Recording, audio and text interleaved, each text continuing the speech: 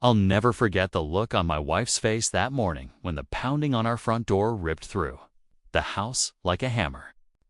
The kids were still at the breakfast table, cereal bowls half finished, and I could smell the faint sweetness of syrup clinging to their plates. It was supposed to be a calm Saturday, the kind where you linger in pajamas and pretend the world outside doesn't exist. But that pounding, loud, sharp, relentless changed everything. I opened the door to see Karen.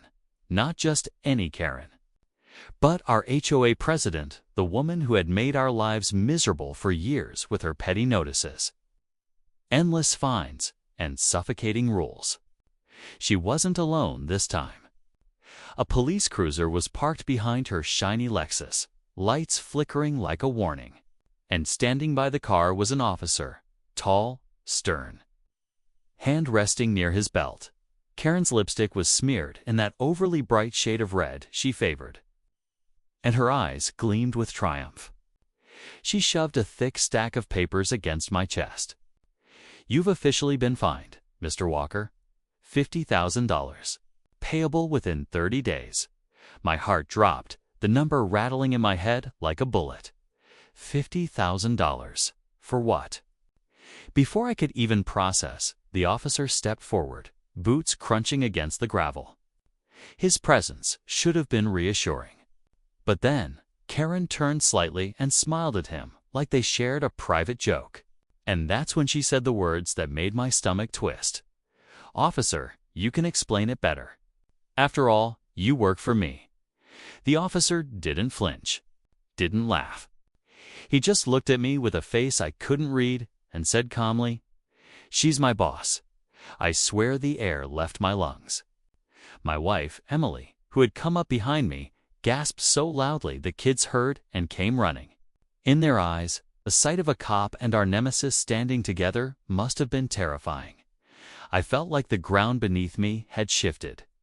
How could Karen, the nosy HOA president who obsessed over mailbox paint shades and lawn lengths, be the boss of a police officer?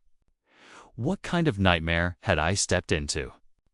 But maybe I should start from the beginning, because none of this happened overnight. When we first moved into this neighborhood, everything seemed perfect. The streets were wide and tree-lined, kids rode bikes freely, and the houses looked like something out of a catalog. The HOA brochure painted it as a family paradise with protective community oversight. Emily and I had saved 4 years to buy here. It was supposed to be our fresh start after scraping by in tiny apartments. A chance to give our kids Liam and Sophie the kind of childhood we never had. And for a while, it was. Barbecues on weekends, neighbors waving as they mowed their lawns, kids splashing in the community pool. I remember the smell of burgers on the grill, the sound of kids' laughter echoing down the cul-de-sac, the warm glow of string lights during block parties. It was like we'd stumbled into the American dream. But every dream has cracks. Ours appeared the day. Karen knocked on our door with her clipboard. She introduced herself as president of the Homeowners Association, her tone suggesting it was a title equal to queen. "We're thrilled to have you," she said, smiling wide enough to show every tooth. "But I did notice your trash cans were visible from the street. That's against Regulation 1 for C." It seemed minor, almost laughable at the time. We moved the bins, brushed it off. But little by little, her visits became routine. A flower bed too wide. A fence not painted the approved beige. A child's basketball hoop left near the driveway. Each time, her tone carried that smug superiority, as if she were keeping the community pure. Emily started calling her HOA Karen in whispers late at night. And we laughed about it, though uneasily. Because the fines started small, $50, $100, but they piled up fast. And each time we challenged them, the HOA board sided with Karen. Still, we endured. Because what else could we do? Move again. Sell our dream. Uproot the kids. The day Karen slapped that $50,000 fine on us, something snapped. I looked down at the papers. At the absurd accusations listed, unauthorized modifications, repeated noncompliance, community disturbance, lies twisted into legalese. My hands shook as I flipped the pages. $50,000 for what? Having kids? Living. Emily whispered fiercely. This is insane. We can't pay that. Karen smirked, her perfume chokingly strong as she leaned in. Then maybe you shouldn't have bought a home you can't afford. I wanted to shout, to tell her she had no right. But the officer stood there, his unreadable gaze pinning me in place. His words replayed in my head, she's my boss. What did that even mean? Emily squeezed my arm, grounding me, though her own face was pale with fear. Liam clutched my leg, his little voice trembling. Daddy, are we in trouble? I forced a smile, but inside I was burning. Trouble, we were way past that. This was war, and as Karen strutted back toward her Lexus, the officer lingering like a guard dog at her side, one thought hammered in my skull. If she could command a police officer, what else could she do to us? That night, as the kids slept and the house was quiet, Emily and I sat at the kitchen table under the harsh hum of the overhead light.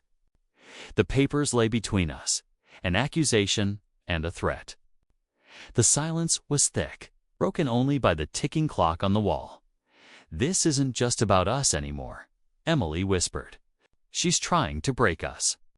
To make an example, her eyes searched mine, pleading. What are we going to do? I didn't have an answer. My mind spun with fear, anger, and something darker dashed determination. Because if Karen thought she could destroy my family with a stack of papers and a crooked cop, she had underestimated me, and yet a single question kept clawing at me, leaving me sleepless. Who was Karen, really? The question ate at me all night. Who was Karen, really? On the surface, she was just a suburban tyrant with a clipboard. The kind of neighbor who measured grass with a ruler and filed complaints about porch lights left on too late. But the way that officer had looked at her, the way he called her his boss, made it clear there was more. And suddenly, every strange moment from the past few years snapped into sharper focus, like puzzle pieces sliding into place. Flashbacks came in waves. I remembered the first summer after we moved in, when Liam was 6 and Sophie was barely out of diapers. The kids were playing in the cul-de-sac, chasing each other with water balloons. One slipped from Sophie's little hand and burst against the hood of Karen's spotless Lexus. I was there, laughing, running after Liam when Karen stormed out of her house, heels clicking like gunshots. Do you have any idea how much this car cost? She shrieked, grabbing Sophie's arm so hard she cried. I rushed forward, prying Karen's hand away. She's a toddler, for God's sake. It's water till. But Karen wasn't looking at me. She was looking past me, at a man leaning against a black SUV across the street. A cop. He was off duty, but his posture was unmistakable. The weight of authority in the way he carried himself. Karen waved him over like she owned him. You saw that, right? Destruction of property. The man walked up, gave Karen a polite nod, then crouched to Sophie's level. Hey, sweetheart, you didn't mean to, did you? His voice was gentle, fatherly even. Sophie shook her head, hiccuping through tears. He straightened and turned to Karen. No harm done. Let's not blow this out of proportion. Karen's face twisted with barely concealed fury, but she didn't argue. Instead, she muttered something under her breath. Lips curling, it was only later I learned that man was Officer Danielese, the same one who stood beside her on my driveway years later. The memories piled up after that. Times when Karen's power seemed to stretch beyond HOA rules and seep into something bigger. Like the night there was a break-in down the street. Someone's garage had been ransacked, tools stolen, bikes gone. Police cars lined the road, neighbors gathered in robes and pajamas, whispering about safety and locks. But when Karen showed up, Daniel pulled her aside. The two of them stood in the glow of red and blue lights, talking in hushed tones. And I swear I saw him take notes as she pointed toward certain houses. The next week, citations appeared in those neighbors. Mailboxes for unrelated violations. It felt less like justice and more like retaliation. Emily noticed it too. She whispered to me one night as we lay in bed listening to crickets outside. "Have you ever wondered why Karen never gets ticketed? Her grass is always pristine, but I've seen her leave trash cans out for days. I've seen her dog off-leash, yet no one says a word." She was right. Karen flaunted the very rules she shoved down our throats, but no one dared to challenge her. It was as if she wore invisible armor. Then came the block party fiasco. Every summer, the HOA hosted a 4th of July bash BBQ. Fireworks, kids waving sparklers under the stars. That year, Emily volunteered to help. She spent days baking, decorating, stringing lights along the gazebo. On the night of the event, she wore her red sundress, her hair up in curls, glowing with pride. But halfway through, as music played and laughter filled the park, Karen marched up with her clipboard.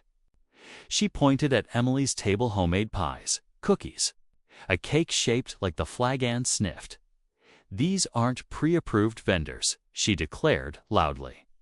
So the crowd turned to stare. They're a liability. They have to go. Emily's face fell, her cheeks burning.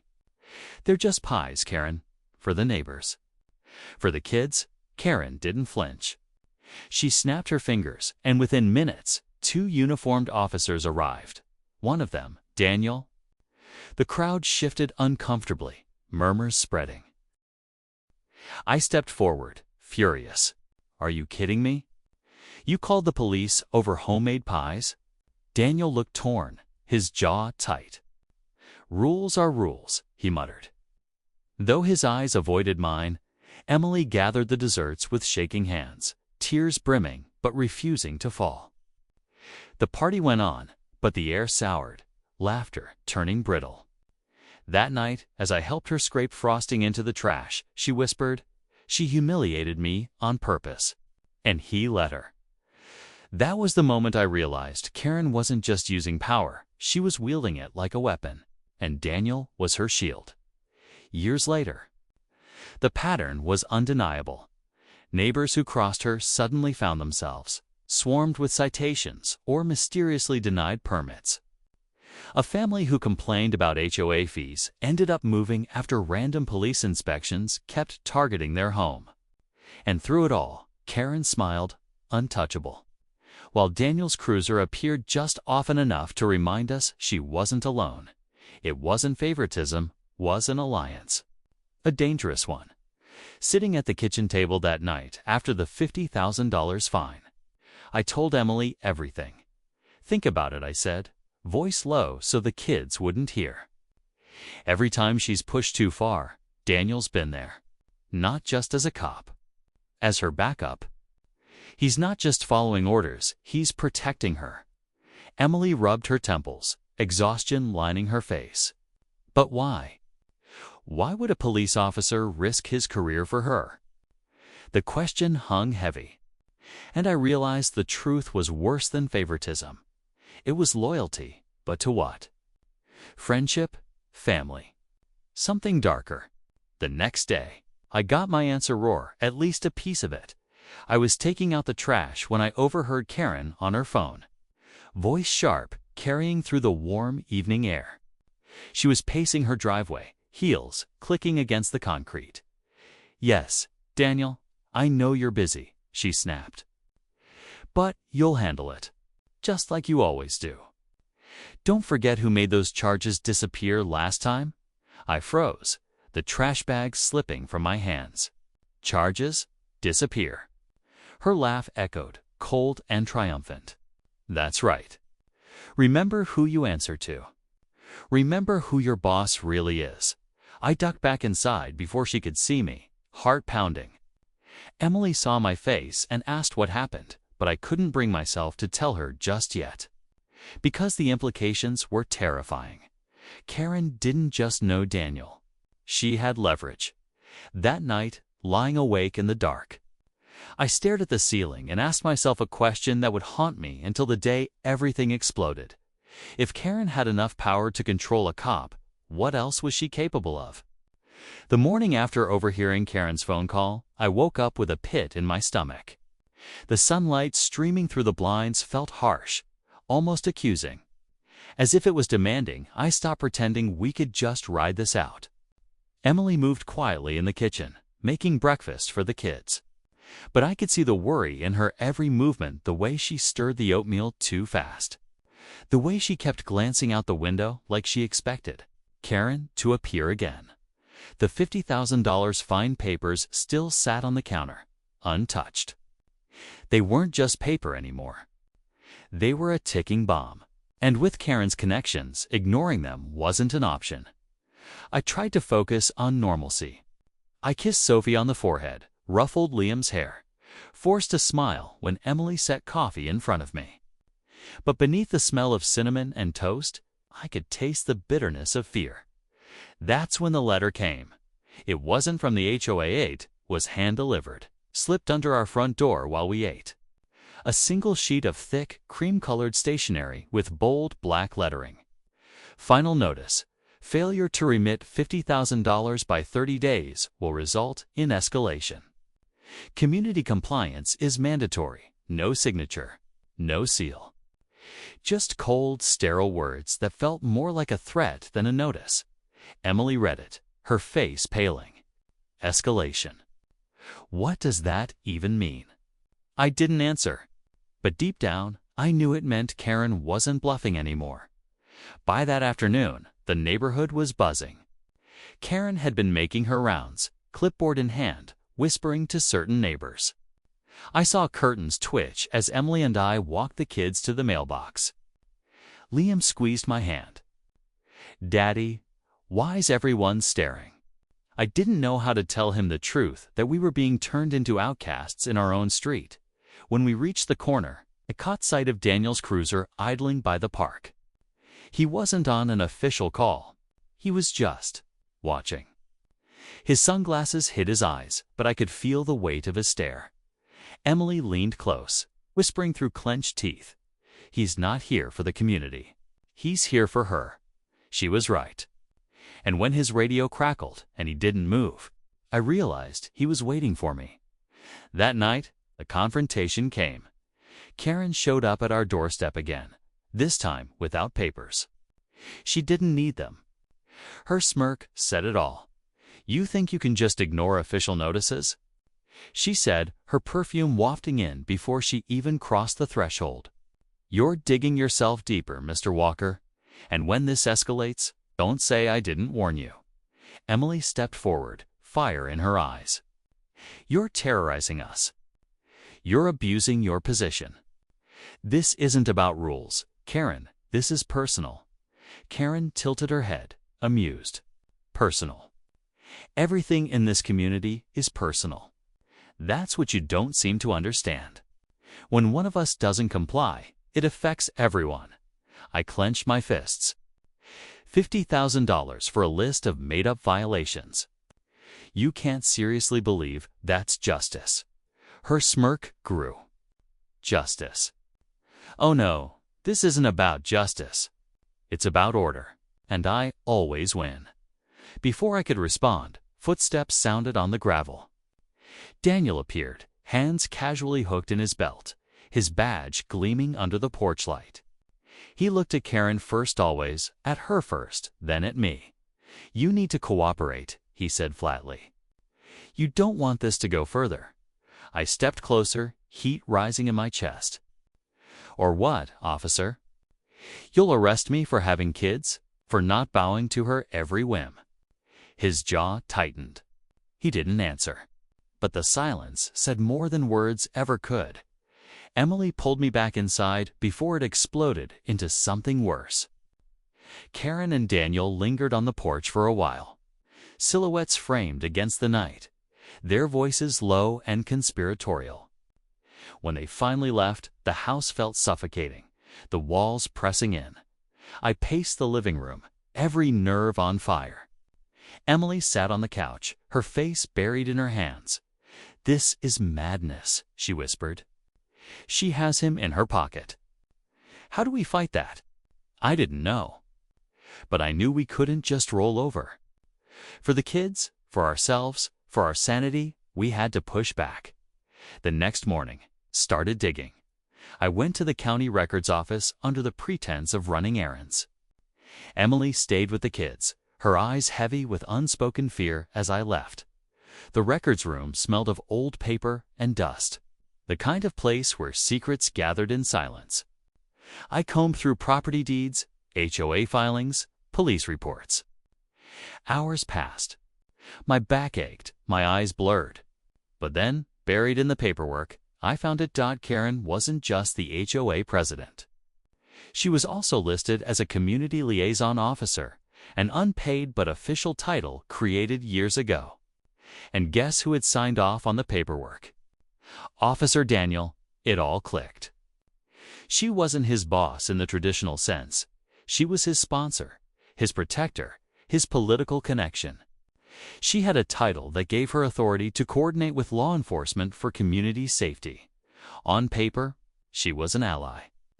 In reality, it made her untouchable. And Daniel, he owed her.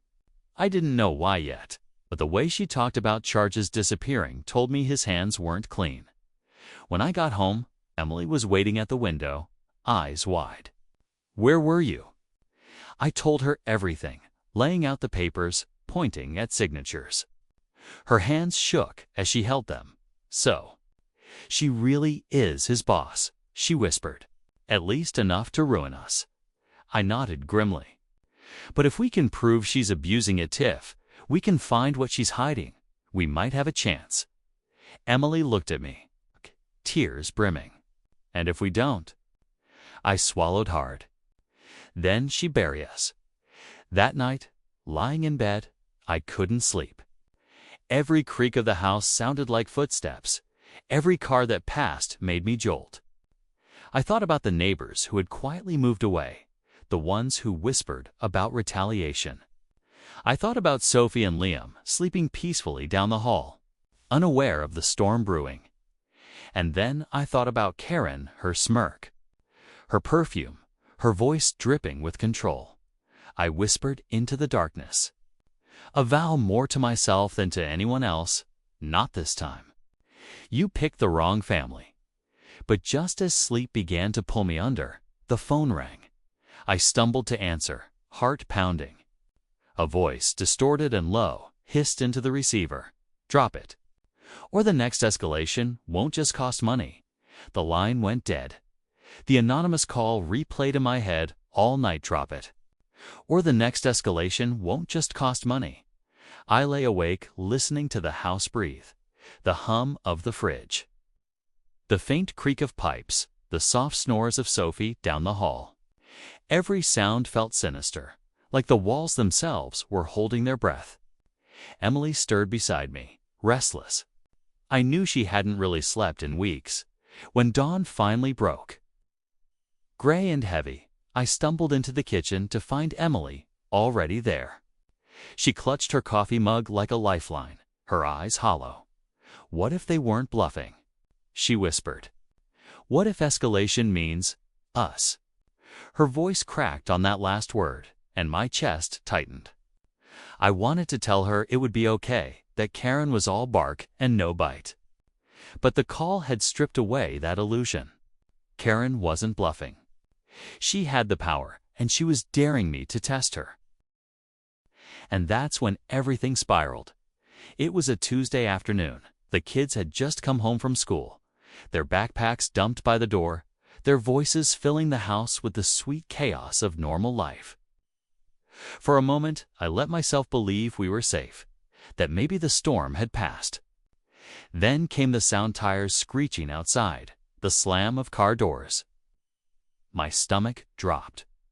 Through the window, I saw them, 2 HOA compliance officers, Karen's lackeys in cheap polo shirts with laminated badges that meant nothing. And behind them, Karen herself, stepping out of her Lexus in stilettos far too sharp for suburban pavement. Daniel's cruiser idled a few feet away, his silhouette steady behind the wheel. Emily froze at the sink, dishwater dripping from her hands. She's here again. Before I could react, fists pounded on the door. Not knocking, pounding. I opened it, fury boiling. "What the hell do you think you're doing?" Karen's smile was venomous. "Escalation?" she purred. She gestured to her lackeys, who held a clipboard and a camera. "Per Section 18B of our Community Code, we are authorized to document and seize non-compliant property until fines are resolved." Seize? My voice broke into a shout. "This is our home. You can't just—" She cut me off, her tone ice. "I can, and I will." Her goons brushed past me like I was invisible, heading straight for the garage. I lunged to stop them, but Daniel stepped out of his cruiser at that exact moment. His hand hovered near his holster. "Sir," he barked, "all cop now. No trace of the man who once knelt to comfort my crying toddler. Stand down. Don't make this worse." Emily screamed from behind me. "You can't let them do this." But Daniel's face was stone. And Karen, she was smiling. It happened so fast, I barely processed it. One of the lackeys yanked Liam's bike from the garage, its wheels clattering against the driveway. Liam, only 9, ran forward instinctively. "That's mine. You can't take it." He tried to grab the handlebars. The man shoved him dash hard. Time slowed. I saw my son's body stumble backward, his small frame hitting the pavement with a sickening crack.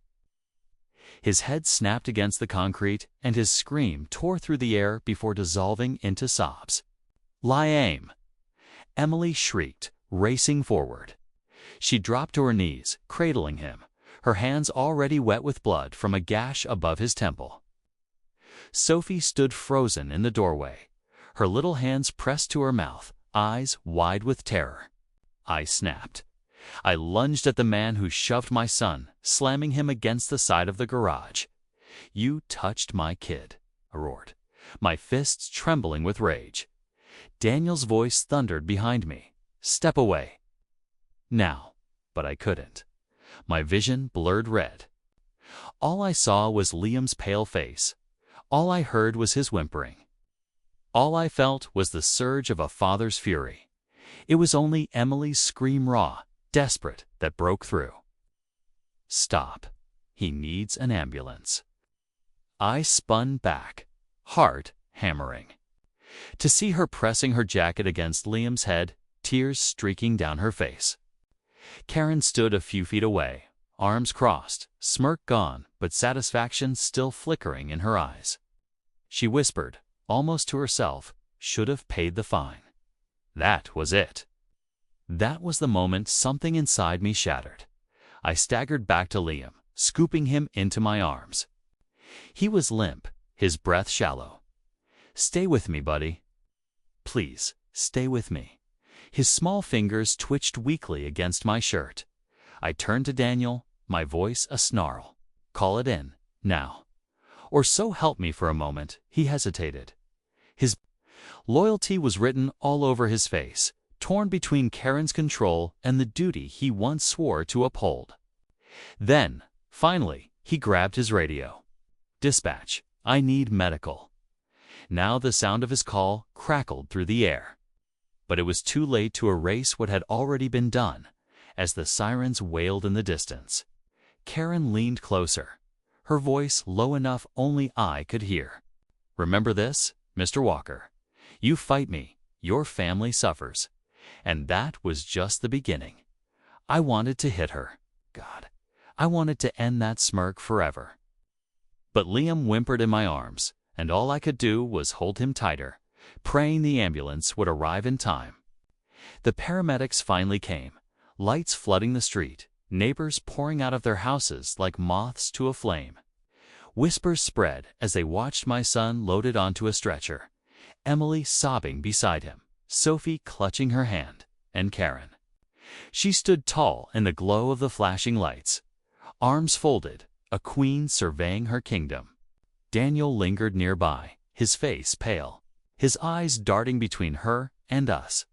As the ambulance doors slammed shut, I caught his gaze. For the first time, I saw guilt flicker there, maybe even fear. But it didn't matter, 'cause Karen had already crossed the line from petty tyrant to dangerous enemy.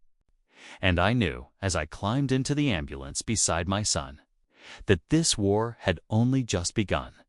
The ambulance roared through the night, sirens wailing, lights flickering against the windows like flashes of judgment. I sat hunched over Liam's stretcher, gripping his small hand in both of mine. His skin was clammy, his eyelids fluttering. Every bump in the road made his little body jolt, and each time he whimpered. It was like knives twisting in my chest. "Stay with me, buddy," I whispered, leaning close so only he could hear. "Daddy's right here. You're going to be okay." Emily sat across from me, tears streaking down her cheeks. Sophie cradled against her chest like she was holding onto both kids at once. Her lips moved in silent prayers, her eyes never leaving Liam's pale face. The paramedic adjusted an IV, his voice calm but clipped. "He's stable for now. We'll know more after scans. You did the right thing getting him here fast." I wanted to scream that I hadn't gotten him here fast, that Karen had delayed it, that Daniel had hesitated, that this never should have happened.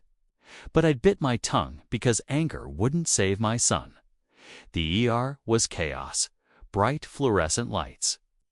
Antiseptics sharp in the air, nurses barking orders, the constant beeping of machines. They wheeled Liam away, and the moment his stretcher disappeared through swinging doors, Emily collapsed into a chair, burying her face in her hands. I sat beside her, my fists trembling, rage and helplessness warring inside me. Sophie crawled into my lap, her tiny body shaking. "Daddy," she whispered, "is Liam gonna die?" Her words cut deeper than any knife. I hugged her tight, forcing strength into my voice. "No, sweetheart, he's going to be okay. I promise." But inside, I wasn't so sure. Hours crawled by. Doctors came and went, their expressions unreadable, their updates vague. Concussion. Possible skull fracture. We need imaging. Each word felt like a blow. Finally, a doctor in green scrubs pulled us into a small consultation room. His voice was steady, professional. "The X-rays and CT scan show a fracture on the right side of his skull. It's not life-threatening. If we manage it carefully, but he'll need monitoring for swelling." Emily clutched my arm, her face pale. "But he'll recover." The doctor nodded. "With time and rest, yes, kids are resilient." "But here's the thing," he hesitated, flipping through a chart. The scan also showed evidence of older trauma. A partially healed fracture on the other side of his skull. "It's weeks, maybe months old." Emily gasped. "Older? What? How?" My mind reeled. Liam had never fallen that hard. We would have noticed. We would have taken him in. Unless... The doctor looked at us closely, lowering his voice. "Do you know if anyone might have harmed him? Another accident you weren't told about?" I shook my head violently. "No, never." We'd know, but Emily's eyes widened, a memory surfacing. Wait. There was that day at the park. It came rushing back, last fall, when Liam had come home from playing with neighborhood kids, a bruise blooming across his temple. He'd said he tripped, insisted it was nothing. But now, with the doctor's words echoing, I realized the truth. Karen. She'd been at the park that day, clipboard in hand, scolding kids for littering because someone dropped a juice box. Liam had told me she grabbed his arm when he tried to defend a friend. We thought it was just a bruise from the fall, he described. But what if it wasn't? What if she'd shoved him harder than he admitted? Emily clutched her mouth, horror dawning. She's been hurting him longer than we knew. My blood ran cold.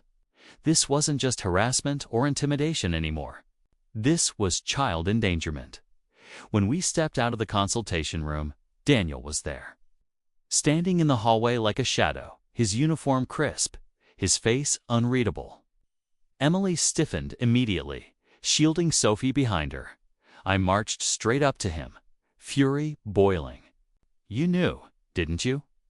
You've been covering for her all along while she hurt my kid." His jaw tightened. "I didn't know about this." "Don't lie to me," I snapped. "You've been her guard dog for years.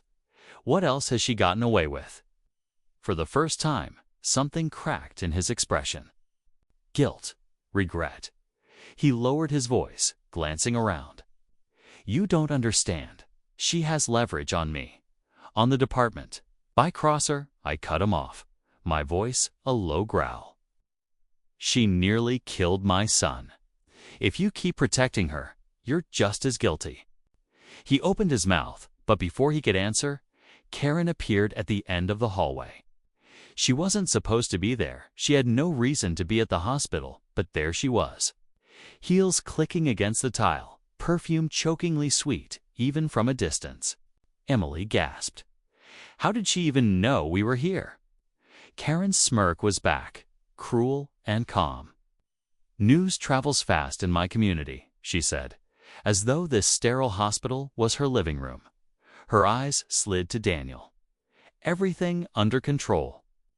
Daniel stiffened, but he didn't speak. Karen turned her gaze to me, tilting her head. "You really should take better care of your children. Accidents happen when parents don't follow the rules." My fists clenched. I wanted to lunge at her, to wipe that smug look off her face forever. But Emily's hand on my arm kept me rooted. "Get out!" Emily spat, her voice shaking with fury. "You don't belong here." Karen's smile didn't falter. She leaned in close, her whisper dripping venom. "You think this is bad? You haven't seen escalation yet?" Then she turned on her heel and walked away, her heels echoing like gunshots down the hall. That night, as I sat beside Liam's hospital bed, the steady beep of monitors filling the room, I realized the war had reached a new level.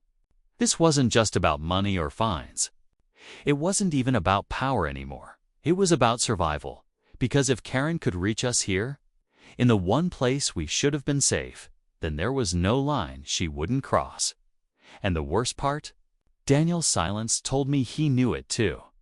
The hospital room was dim, just the glow of the monitor casting faint green light across Liam's face. His breathing was steady now, soft and rhythmic, but every beep still made my chest tighten. Emily sat in the chair across from me, her head resting against the wall, eyes swollen from crying. Sophie had finally fallen asleep, curled up in her lap. I should have felt relief. But instead, I felt the crushing weight of everything pressing down. Karen's words still echoed in my ears. "You haven't seen escalation yet." A knock came at the door. Low, hesitant. Before I could answer, Daniel stepped inside. His uniform jacket was off, his tie loosened, making him look less like the officer who'd stood against me and more like a man who hadn't slept in. Dazed. Emily tensed immediately. "Get out," she hissed, keeping her voice low so she wouldn't wake the kids. He didn't move. His eyes, heavy with guilt, locked on me. "We need to talk." Alone, I shook my head. "Not a chance. You've done enough." But Emily touched my arm. "No, let him talk. I want to hear him dig his own grave." Daniel closed the door behind him, leaning against it as though bracing himself. For a long moment, he just stared at the floor. Then, with a heavy breath, he said, "She's not just HOA president. She's deeper in than you realize." I folded my arms. "Spit it out." "She's tied to city contracts, real estate deals, police donations. Hell, she's practically got half the council in her pocket. I made a mistake years ago. A loan I couldn't pay back. She covered it. Ever since then, I've been hers." His voice cracked. If I don't protect her, she'll destroy me. Emily's laugh was bitter, sharp. So you let her destroy us instead. You let her hurt, Liam. Daniel flinched like the words were bullets. I didn't know she'd go that far. I stepped forward, anger tightening every muscle in my body. That's your excuse? You think covering for her makes you less guilty? My son's skull has 2 fractures, one fresh. One old, and we both know who's behind it. His eyes flicked to me, then back to the ground. His silence was answer enough. For the first time in my life, I saw my brother not as the cop, not as the golden child, but as a man trapped in his own web of cowardice. Emily's voice broke the silence. Daniel, you have to make a choice. Family or Karen? Truth or lies? Because if you don't, you're no better than her. His jaw tightened. His hands shook. And then, finally, he whispered, I know. The next morning, while Liam slept and Emily stayed by his side, I stepped out into the hospital hallway for coffee. Daniel was already there, waiting. He shoved an envelope into my hand. Inside were photos, dozens of them. Karen at city meetings. Karen with council members. Karen passing cash to someone I recognized as the zoning commissioner. What is this? I asked. Evidence, Daniel said quietly. I've been collecting it for years, in case I ever needed a way out. But I was too afraid to use it. If she finds out. He trailed off, fear clouding his face. Then she'll finally go down. I finished for him. He nodded slowly. But if I help you, I lose everything. My job, my reputation, maybe even my life. For a long moment, I just stared at him. And if you don't help, Liam might lose his. That was the first time I saw the crack in his armor. The truth settling heavy on his shoulders. That night, Karen called me directly. Her number flashing on my phone was like poison in my hand. Against every instinct, I answered. Her voice was smooth, almost cheerful. How's our little patient doing? I do hope the doctors are taking good care. You stay the hell away from my family, I growled. She chuckled, low and mocking. Such temper. You really don't understand how this works, do you? I don't lose. People like me never lose. Not this time, I said. We've got evidence. There was a pause. Then her tone turned icy. So Daniels finally betrayed me. I should have known. The line went dead, but her words chilled me to the bone. She knew. She always knew. The following morning, Daniel showed up at the hospital again, but this time not in uniform. He looked different, determined, like a man who had made peace with his choice. I put in for leave, he said, his voice firm. If she comes after me, so be it. But I'm not letting her touch Liam again. Emily eyed him carefully. Why should we trust you now? His gaze flicked to Liam, lying small and fragile in the hospital bed. Because I forgot who I was supposed to protect. And I can't live with that anymore. For the first time, I believed him. Not fully. Not yet. But enough. That night, he brought an ally. Detective Marissa Hale, someone I'd never met before. But the way she walked into the hospital room told me she wasn't afraid of anyone, not even Karen. Marissa sat with us, flipping through Daniel's envelope of evidence. This is good. Real good. But if we want to take her down, we'll need more. Financials, testimonies, and... Her eyes softened as she glanced at Liam. A statement from the doctors about his injuries. Emily swallowed hard. You mean we have to put Liam through this? Marissa's tone was gentle. Not him. You as his parents. I looked at Daniel, and for once, he didn't look away. He gave the smallest nod. The line had finally been drawn. Karen wasn't just the tyrant of our neighborhood anymore. She was a criminal. And now, for the first time, we had a chance to prove it.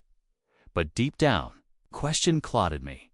If Karen was this powerful, this connected, what would she do when she realized we were coming for her?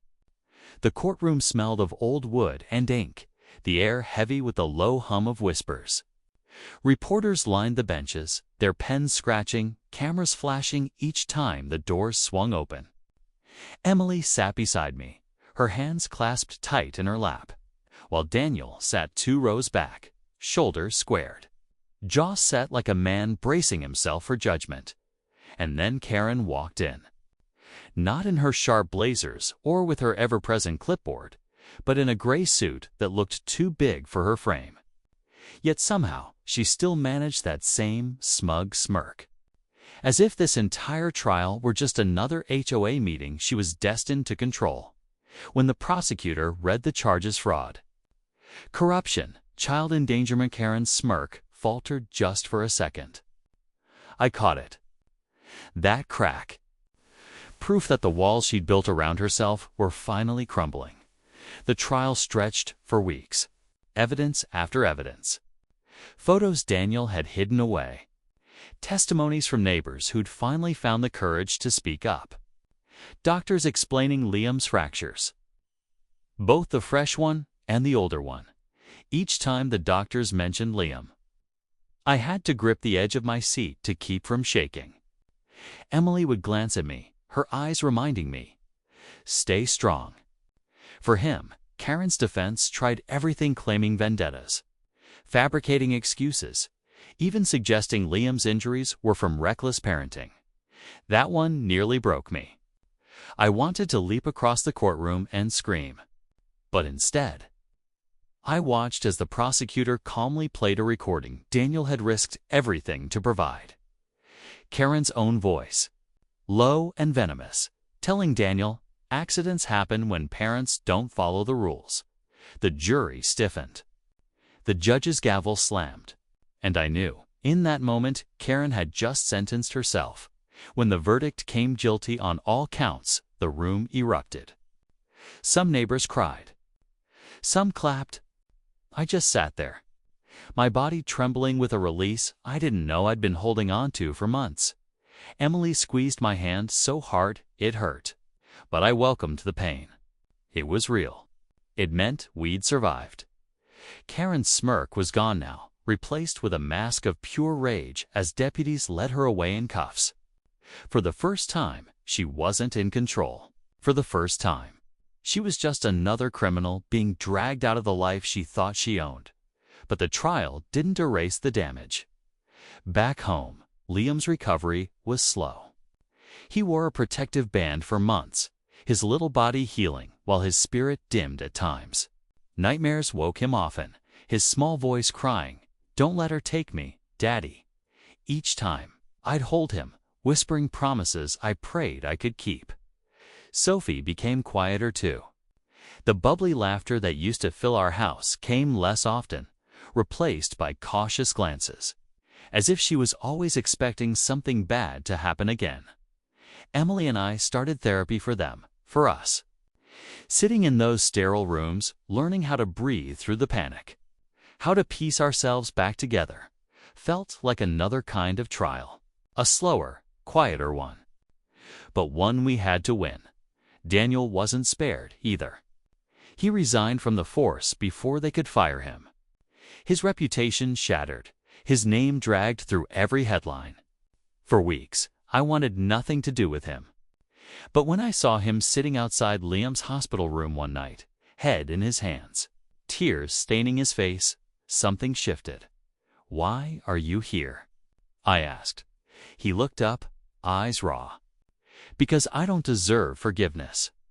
But I need to try anyway." It wasn't instant. It wasn't clean. But slowly, painfully, we started to rebuild. Not trust, not yet, but something that could become trust again. Months later, we stood in our backyard, watching Liam and Sophie chase fireflies. Their laughter, soft but real, drifted through the night air. Emily slipped her arm around mine, her head resting against my shoulder. "Do you think we'll ever be normal again?" she asked. I stared at the kids, at the way Liam's grin lit up when Sophie caught a glowing speck in her hands. I don't think we'll ever be the same. But maybe that's okay. Maybe we'll be stronger, because the truth was, scars never go away. They fade, but they stay. Quiet reminders of battles fought and survived. Liam's scar, faint along his hairline. Daniel's scar, invisible but heavy. My scar carved deep into my chest every time I remembered Karen's voice. But scars are proof. Proof that we endured. Proof that we learned, and the lesson. Power built on fear always collapses. Lies always rot. And the people who think they're untouchable always fall hardest. Karen believed she owned everything.